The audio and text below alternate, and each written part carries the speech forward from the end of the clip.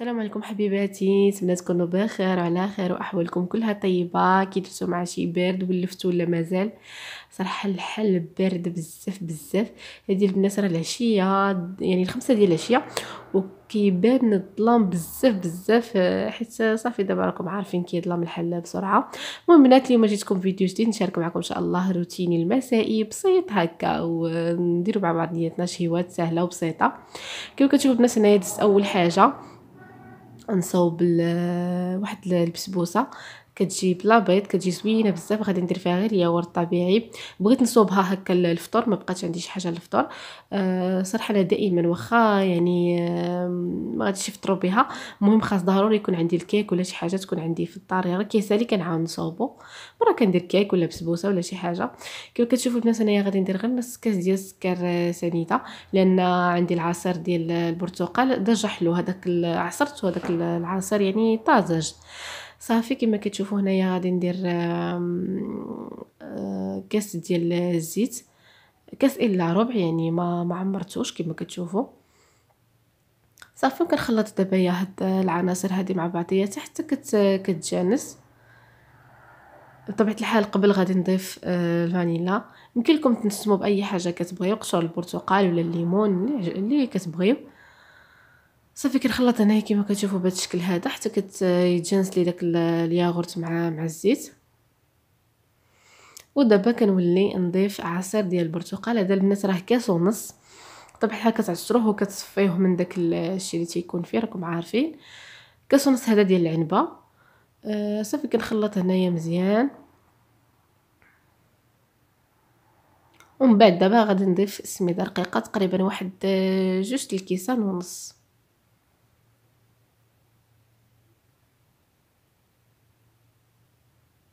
صافي كنخلط. هو البنات في الاول ملي كتحركوها كتجيكم بحال سائله شويه، ولكن كتبقى غادا وكتشرب. راكم عارفين السميده هذه بعدا اللي عندي انا كتشرب دغيا. صافي كنخلطوا بهذا الشكل هذا كما كتشوفوا. المهم غير يدويا صافي ساهله. هذا يمكن لكم تخلطوها حتى بالمعلقه. صافي كندير هنا واحد جوج المعالق كبار ديال الكوك، اختياري، لا ما بغيتوش يمكن لكم تستغناو عليهم، ولكن كيجي زوين. راكم عارفين الكوك تيتواتى بزاف مع السميده ومع الليمون. صافي كنحرك هكايا كما كتشوفوا بهذا الشكل هذا. ودابا كنولي نضيف الخميره الكيماويه بطبيعه الحال، ولا بدا ما دوزوها البنات في الصفاي باش كتحيد من هذيك الحبيبات. حيت بعض المرات الا درتيها هكاك راه كيخرج، كيبقى داك الحبوب تيبقى هكا الحبات ديال الخميره باينه في الكيك. صافي كما كتشوفوا كنخلط بهذا الشكل هذا. كما تشوفوا ديجا شربات هانتوما، تتشرب بسرعه. صافي انا خديت واحد المول اللي مربع، هادو اللي تيتحلوا من جناب. صافي ودرت فيه شويه ديال الزبده والسميده. لتحت درت داك الورق، حيت راكم عارفين هاد المولات كيكونوا خفافين، خفتو يلصق لي ولا شي حاجه، ضروري ما درت الورق، ورق الزبده. صافي وكندير فيه الخليط كما كتشوفوا. كندخلها الفران يكون سخون من قبل تقريبا البنات غير 30 دقيقه وكتكون واجده، يعني ما كتعطلش بزاف السميده راكم عارفين. المهم بنات دابا بما طابت لي ديك البسبوسه، كندس نوجد واحد الشوربه للعشاء كتجي زوينه بزاف ومميزه بطريقتي الخاصه. عندي هنايا شويه ديال البصله درتو كيتشحر هكا واحد شويه، يعني غير كيسخن واحد شويه مع زيت الزيتون. صافي هنا كنضيف القرعه الحمراء. واحد الملاحظه البنات، ما تخليوش الزيت حتى يسخن بزاف يفقد ديك المنافع ديالو، غير شويه. صافي هنا كما كتشوفوا درت معاه حتى خيزو كان مقطع رقيق. درت شويه ديال الملح وشويه ديال البزار. صافي البنات هنايا كنضيف حتى البسباس، كيجي زوين بزاف بزاف بزاف في الشوربه لانه حتى هو حلو. صافي وكندير هنايا واحد شويه ديال الكرافس مدقوق كما كتشوفوا. صافي كتجي التخليطه البنات زوينه بزاف. البسباس كيتواتى بزاف مع القرعه ومع خيزو حيت حلوين، تجي ما نقولش لكم بحال درتو فيها السكر. والله البنات كتجي رائعه بزاف بزاف هاد الشوربه. صافي كنعمر عليها هنايا بالماء وكنخليها طيب على نار مهيله كما كتشوفوا. صافي هادشي اللي كندير فيها غير الملح والزيت، ما كندير فيها حتى شي حاجه. هنا البنات بعد ما طابت ليا البسبوسه، هنا عندي ديك الكريمه ديال الليمون سبق ووجدتها لكم، غادي نخليكم ليها، نخلي لكم المقادير ديالها في صندوق الوصف، سبق ودرتها معاكم. بالنشا وعصير ديال الليمون وشويه ديال السكر. صافي كنديرها من الفوق. من الاحسن تكون البسبوسه مازال سخونه شويه باش كتشربها من الاحسن. صافي كما كتشوفوا ما كتجيش بطبيعه الحال عاليه بزاف، لان البسبوسه راه خاصها تجي عاليه بحال الكيك. صافي هنايا جيت البنات كنقطعها كما كتشوفوا، كنقطعها مربعات.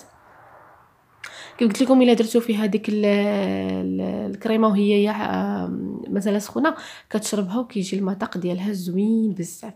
هنا انا اختاريت نزينها بواحد شويه ديال هذا البيستاج مدقوق كما كتشوفوا، وغادي ندير معها ايضا واحد شويه ديال الكوك، ومربع هكا، مربع كوك مربع بالبيستاج. كيجي المنظر ديالها زوين وحتى المذاق ديالها رائع البنات، ما نقولش لكم. وسهله كما شفتوا، المقادير ديالها بسيطه ما كتحتاجش المكونات كثيره. كيف كتشوفوا دوزت النهائي ديالها. هذاك الكريمه ديال البرتقال كتجي لامعه وزوينه البنات، هذيك الكريمه صراحه وسهله التحضير وكتجي رائعه في المذاق ديالها. هنا البنات قطعتها طريفات كما كتشوفوا. كنحاول هكا نقرب لكم الصور باش تشوفوا كيفاش كتجي خفيفه خفيفه خفيفه ولذيذه بزاف. نتمنى فعلا انكم تجربوها وتعجبكم. هنا البنات بغيت نقطع لكم باش تشوفوا كيفاش كتجي خفيفه، وكل ما بقات كل ما كتشرب وكتجي لذيذه اكثر. فهاد الوقيته البنات صافي طابت ليا هنايا الشوربه. غادي دابا ندوز باش نخلطها. كندير هنايا جوج القطع ديال الفرماج. يمكن لكم ديروا حتى الجبن اللي كيكون كريمي حتى هو كيجي معاها زوين. انا الناس ما غندير فيها لا حليب لا حتى شي حاجه، غندير فيها غير زيت العود صافي. صراحه هذيك الفكره ديال انني نخلط الحليب مع الخضر ما كتعجبنيش، ما عرفتش، ممكن الواحد الذوق ديالو. ما كنبغي ندير فيها لا بانا لا حليب لا حتى شي حاجه. كنفضل انني نديرها غير مع زويته ديال العود، كتجي صحيه اكثر. صافي هنا درت شويه ديال الخرقوم البلدي، كنديرو حتى الاخر كيجي المذاق ديالو زوين. قلت لكم خرقوم بلدي، الخرقوم عرق داك الكركم كما كنقولوا، كتجي زوينه كما تشوفوا ملي طحنتها. صافي كنخليها هكايا تشرب واحد شويه فوق العافيه ويتجانس داك العناصر مع بعضياتها. دزت البنات انا كنوجد واحد المقبلات بسيطه هكا باش نرافقها مع الشوربه العشاء. هنا البنات عندي هاد البان دومي سبق وريت لكم، تناخذو من ليدل. وهاد الفرماج هذا ايدام. بطبيعه الحال ديروا اي نوع ديال الجبن عندكم. المهم البنات هاد المقبلات ساهله وبسيطه كما غادي تشوفوا معايا، وكي تعجب الوليدات الصغار. صافي انا غادي نحاول نقطعو على شكل ديال الخبز اللي عندي. كما كتشوفوا كنحاول هكا نكون دي ساندويش بهذا الشكل هذا. صافي هنا البنات خديت البيض، بيضه وحده حيت عندي الكميه قليله. درت عليها واحد شويه ديال الحليب، كندير فيها الملحه والبزار وشويه ديال الزعتر. كيجي المذاق زوين بزاف بزاف ملي كتدوزو فيها داك لي ساندويش. صافي كنخلطها هكايا مزيان كما شفتوا معايا.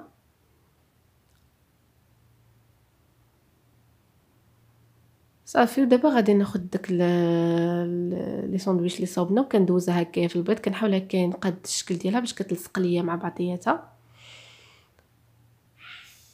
صافي ودابا البنات غادي ندوزها في لا شابلور. صافي كتجي زوينه بزاف بزاف. يمكن لكم تديروها في المقله، يمكن لكم حتى تديروها في الفران. انا هكايا باش نديرها بسرعه حيت كانت ديجا الشوربه وجدات ليا، عاده كنديرو حتى في الفران. صافي درتهم غير في المقله كما تشوفوا مع شويه ديال زبيته بلديه غير شويه. صافي كما تشوفوا كيجي المنظر ديالو زوين وحتى المذاق ديالو رائع. بالنسبه للمقبلات الثانيه عندي هنايا هاد المطيشه هذه الصغيره قطعتها كما كتشوفوا مع شويه ديال البصله رقيقه مش الدقيقه. درت كنديروا شويه ديال الملحه وشويه ديال زبيته بلديه. صافي كنخلطها هكا مزيان. عندي هاد الكروستيني، يمكن لكم تعوضوهم حتى بالخبز اللي كيكون عند هكايا بايت عندكم، يعني داك الباغيت فكتقطعوه صافي وكديروه في الفران يتحمر واحد شويه، تحمروه في المقله وكتعوضوه بهم الا ما كانوش هادو بطبيعه الحال راه موجودين البنات. كندير هنايا واحد شويه ديال ريكوتا كما تشوفوا عندي هاد النوع هذا، تنديروه من الفوق بحال هكا.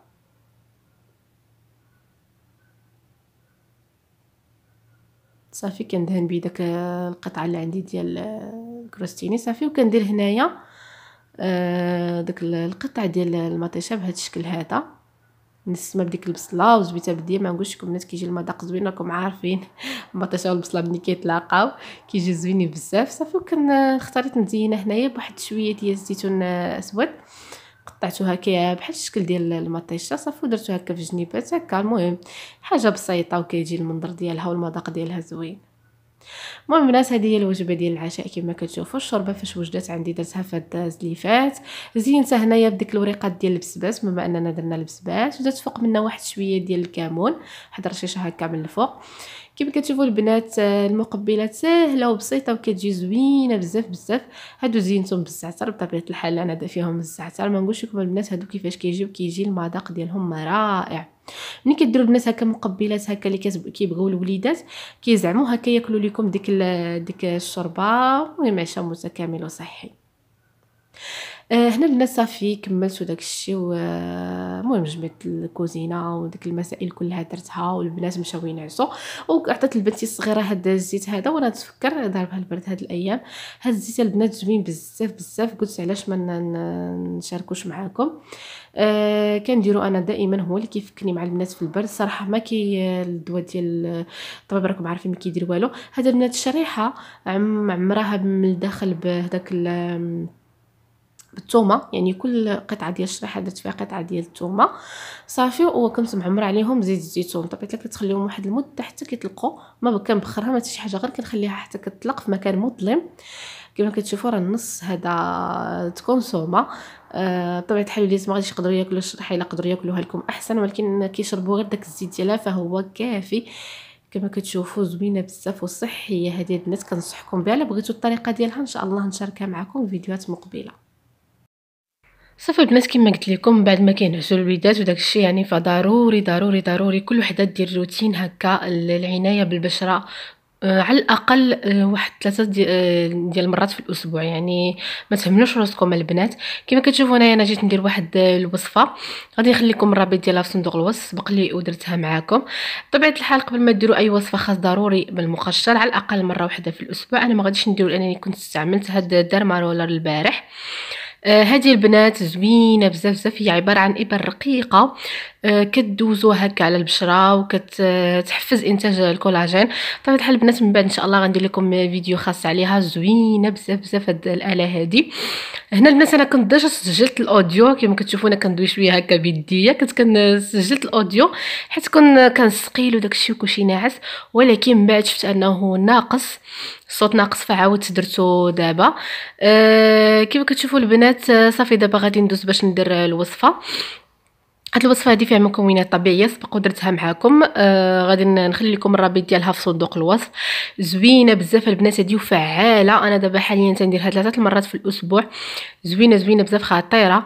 مره كنديرها مع الياغورت الطبيعي، مره كنديرها مع الحليب بارد على حسب. كما كتشوفوا انا كنت درت واحد شويه ديال الحليب زايد، فانا هنا كنعاود نضيف من داك الخليط.